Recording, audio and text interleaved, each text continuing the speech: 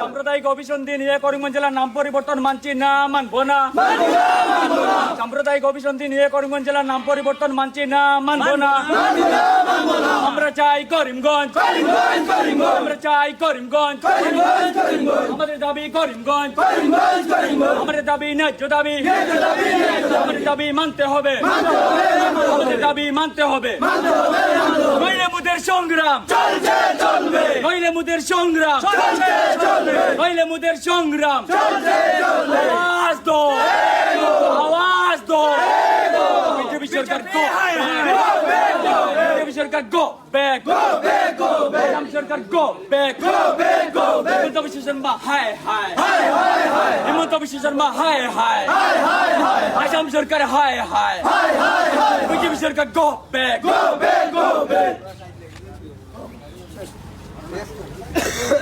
BJP হায় হায়, BJP হায় হায়, BJP হায় হায়। আমাদের গর্ব, নাম বদলানো মানছি না, মানবো না। আমাদের গর্ব, নাম বদলানো মানছি না, মানবো না। বিজেপি হায় হায়, করিমগঞ্জ নাম বদলাম, করিমগঞ্জের নাম বদলানো মানছি না, মানবো না। নাম বদলালে ইতিহাস মুছা যাবে না, যাবে না। নাম বদলানো যাবে না। করিমগঞ্জের মাটি, করিমগঞ্জের নাম রক্ত দিয়ে রাখবে, এই সম্মান রাখতে হবে, রাখতে হবে। বিজেপি হায় হায়, করিমগঞ্জ আমাদের গর্বের, নাম মিটানো যাবে না। করিমগঞ্জ আমাদের গর্বের, নাম বদলানো যাবে না। বিজেপি হায় হায়, করিমগঞ্জের মাটি, করিমগঞ্জের মাটি, করিমগঞ্জের নাম রক্ত দিয়ে রাখবো, আমরা সম্মান রাখতে হবে। করিমগঞ্জের নাম রাখতে হবে। নাইলে মুদের সংগ্রাম, নাইলে মুদের সংগ্রাম। বিজেপি হায় হায়, বিজেপি হায় হায়।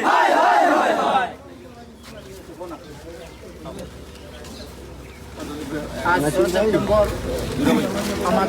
আমরা জানি ঐতিহ্যমণ্ডিত আমাদের করিমগঞ্জ জেলা, যে জেলার সঙ্গে ইতিহাসের বিভিন্ন ঘটনা জড়িত রয়েছে। আমরা জানি ইতিহাস খুঁজলে পাওয়া যায় এই করিমগঞ্জের হিন্দু মুসলিম ঐক্যবদ্ধভাবে স্বাধীনতা সংগ্রাম থেকে শুরু করে বিভিন্ন সময় ব্রিটিশের বিপক্ষে আওয়াজ তুলেছিল। কিন্তু বিগত বছর আমরা দেখেছি হঠাৎ করে ক্যাবিনেট মন্ত্রীর মধ্যে আমাদের মুখ্যমন্ত্রী মহাশয় আমাদের করিমগঞ্জের নাম বদলে শ্রীভূমি করে দিয়েছে।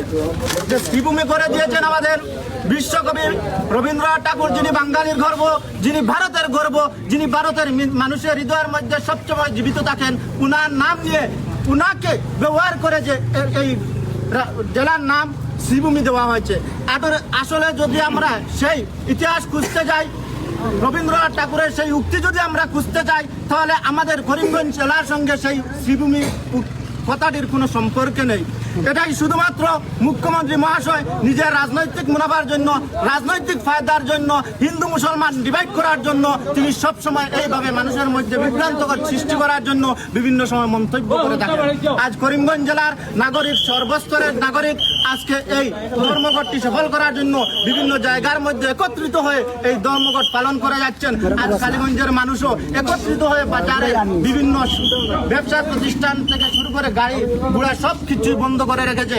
আমাদের একটাই দাবি, আমাদের করিমগঞ্জ থাকতে হবে, আমাদের হিন্দু মুসলমানের ঐক্যবদ্ধতা রাখতে হবে। আমরা সব এখানে করিমগঞ্জ চাই, আমরা করিমগঞ্জ চাই, আমরা করিমগঞ্জ চাই।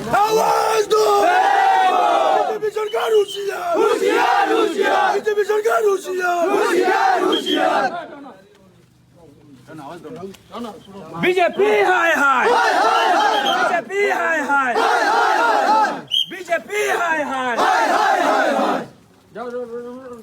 নাম বদলানো মানছি না, মানবো না। করিমগঞ্জের নাম বদলানো মানছি না, মানবো না।